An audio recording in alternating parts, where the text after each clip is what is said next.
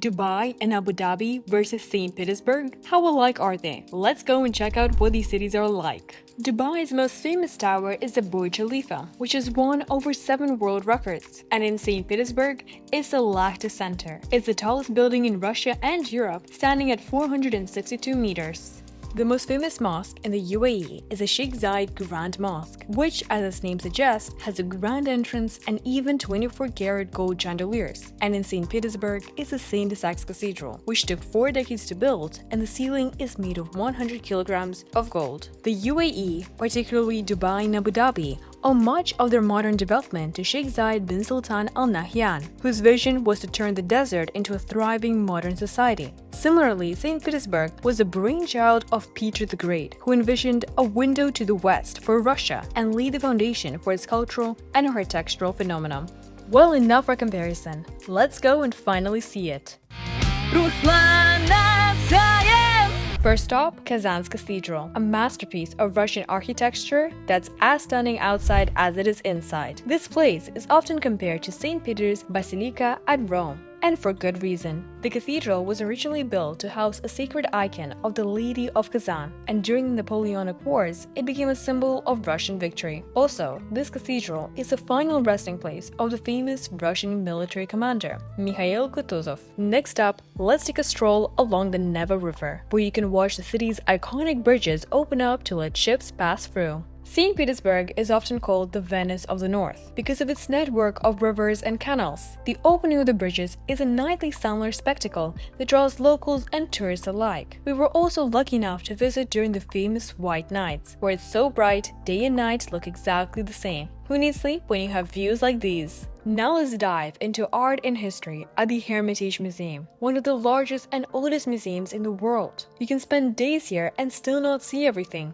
The museum was founded by Catherine the Great in 1764, and it has over 3 million items in its collection. It's said that if you spent just 1 minute looking at each exhibit, it would take you nearly 11 years to see everything. The museum is housed in the Winter Palace, which used to be the official residence of the Russian Tsars. Feeling hungry? It's time to grab a pushka, a traditional Russian donut from one of the city's iconic bakeries. Pushkis have been a St. Petersburg tradition since the Soviet era, and they're still made using the same recipes today. They're so beloved that some people say you haven't really experienced St. Petersburg until you've tried one. Our next stop is the awe-inspiring St. Isaac's Cathedral. With its massive golden dome, it's hard to miss, and you wouldn't want to. The cathedral took 40 years to build and was one of the largest churches in Russia. The Golden Dome is covered with over 100 kilograms of pure gold, and if you climb the 262 steps, which I did, to the colonnade, you will be rewarded with one of the best views of St. Petersburg. Next in our St. Petersburg adventure,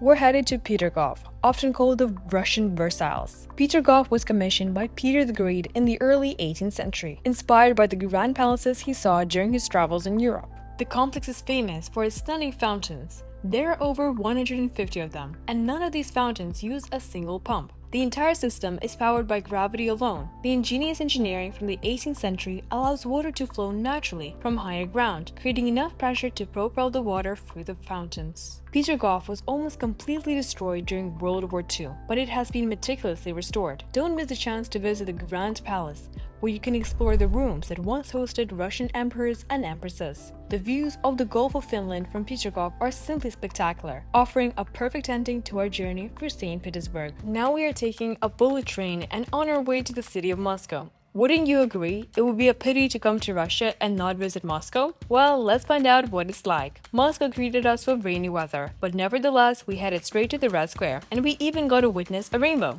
Red Square, the beating heart of Moscow and Russia's most famous landmark. The place has seen it all, from coronations to military parades. Fun fact, Red Square's name doesn't actually come from the color red. It comes from the old Russian word krasne, which means beautiful. It's home to several famous buildings, including St. Basil's Cathedral, Lenin's Mausoleum, and the GUM department store. Red Square has been the stage for countless historical events, so standing here feels like you're right in the middle of history.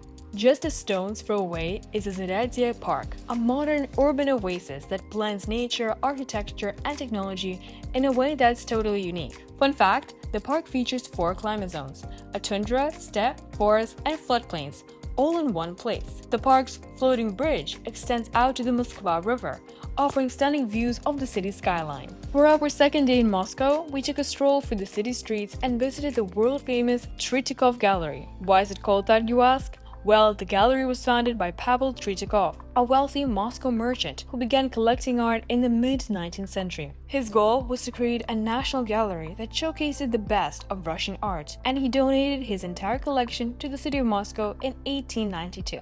The Tretyakov Gallery is home to over 130,000 works of art. It's a place where art doesn't just hang on walls, it tells the stories of a nation, its people, and its spirit. If you ever wanted to see the Russian history and culture come alive, this is the place to do it. That was Ruslana Science. Until next time.